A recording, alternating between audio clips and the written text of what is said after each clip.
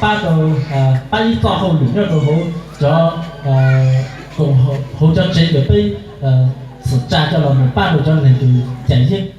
Cho nên tôi nghĩ rằng trong tương lai chúng ta sẽ tiếp tục làm việc cùng với nhau. Cú xã thì lúc này tổng đây nên thế cũng biết sẽ đợi cho chúng ta là một cuộc tệ của hậu lửa ok. Vâng, xin Thiên Chúa chúc phước cho hội thánh. Đó là chúc phúc mong đúng này.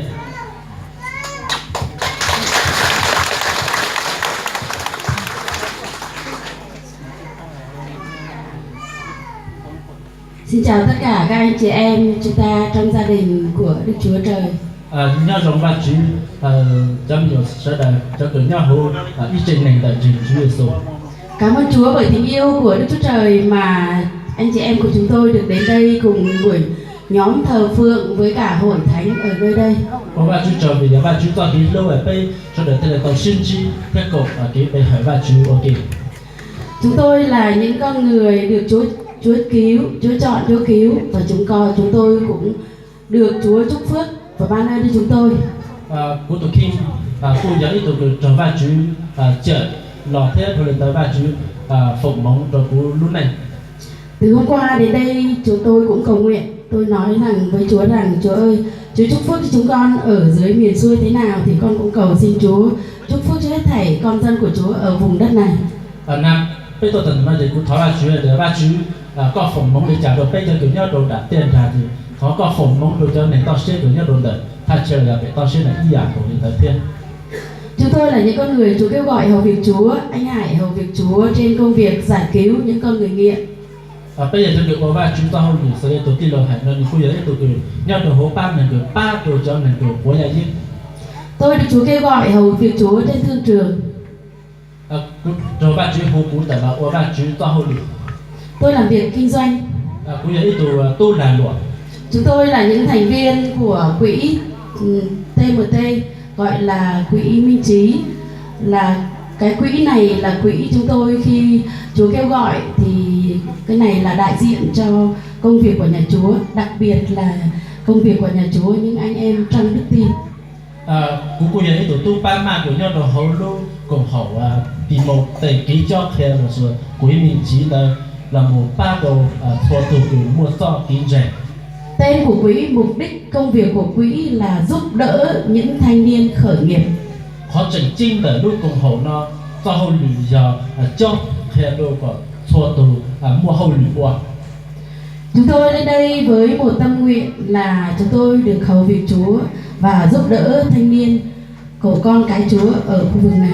Họ chỉnh chính là bên tôi rồi nó thì giá ba đồ của cho tốt rồi là sự thôi từ của mua hậu lụy qua nhau đồ thật sự để nó. Bởi vì lực lượng thanh niên là nòng cốt của xã hội, của gia đình và của hội thánh. Vì cho tu thầy đồ là sự cho đồ mà giờ bây giờ đồ tại sự nó tu trả giá tổng đây nó đồ thật sự là sự nó đồ hỗ trợ trẻ. Là thế hệ kế tiếp của đất nước và của hội thánh.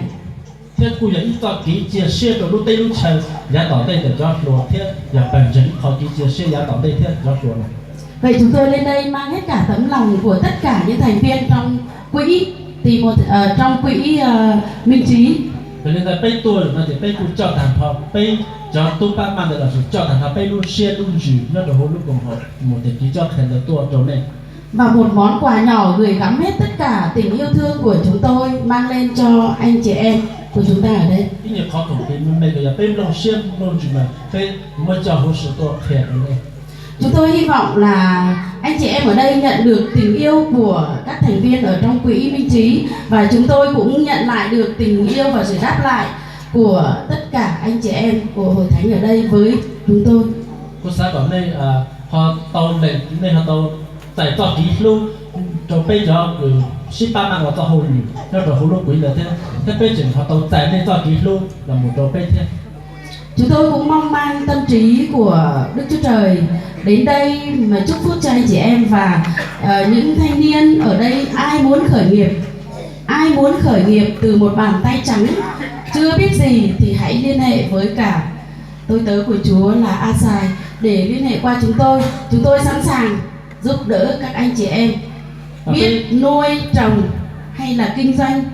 Bây giờ có Nepal hay là lúc này đã tới đây do du lịch 如要我后女那只，如果给某眼那只，有的那只包子汤我是那giờ tụi phụ nữ bạn phải ship thả hầu cái khi ship thiên chủ tại tàu thiên chủ ban này.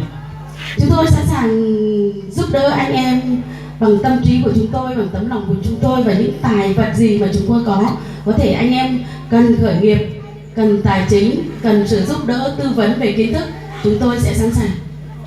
Tại do nên họ có thể chỉ muốn ý là chỉ tại do nên tổ tiên để qua thì bây cụ tổ tiên có ban này là lông tiên ở cổ sẽ hay là cái bây mua nhiệt tiền đa rồi là những chuyện gì cũng đi sự. Đấy là tất cả những gì mà tổ chức của quỹ Minh Trí chúng tôi lên đây cùng với tất cả bà con, anh chị em hội thánh ở nơi đây. Họ thì họ chỉnh chính cái hồ lô cùng họ thì một cái ký cho thầy xa bấy tua rồi tha chờ để mà. Chúng tôi hy vọng đón nhận được sự đáp lại bằng tình yêu và lòng mong mỏi sự phát triển cuộc sống gia đình, kinh tế ở nơi đây cho địa phương và hội thánh ở nơi này. Bên dưới thế chia sẻ để bây giờ tàu giải nên cho cái lô thổ lòng được họ bên bỏ nên qua chuyện thôi nhạc nó. Cảm tạ ơn Chúa, xin Chúa đi cùng với chúng tôi và anh chị em trong những thời gian và những chặng đường còn lại. Ủa bà chú chồng, thảo bà chú chồng để nên thế cũng phải sợ đời lúc này nhà tỏ đây thế số to hô lực nhà tỏ đây. Qua đời sống của chúng ta biến đổi, kết quả công việc của chúng tôi và anh chị em chúng ta hợp tác với nhau để mang vinh hiển vinh quang dâng lên cho Đức Chúa Trời của chúng ta. Hậu thế hô lực nó ủa đối bà chú tụi cái bây lên gì tàu công, tàu mạnh. Cảm ơn Chúa, xin Chúa ban phước cho hết thảy anh chị em của chúng ta. Ủa bà chú chồng, bà chú phòng công mong đồ này.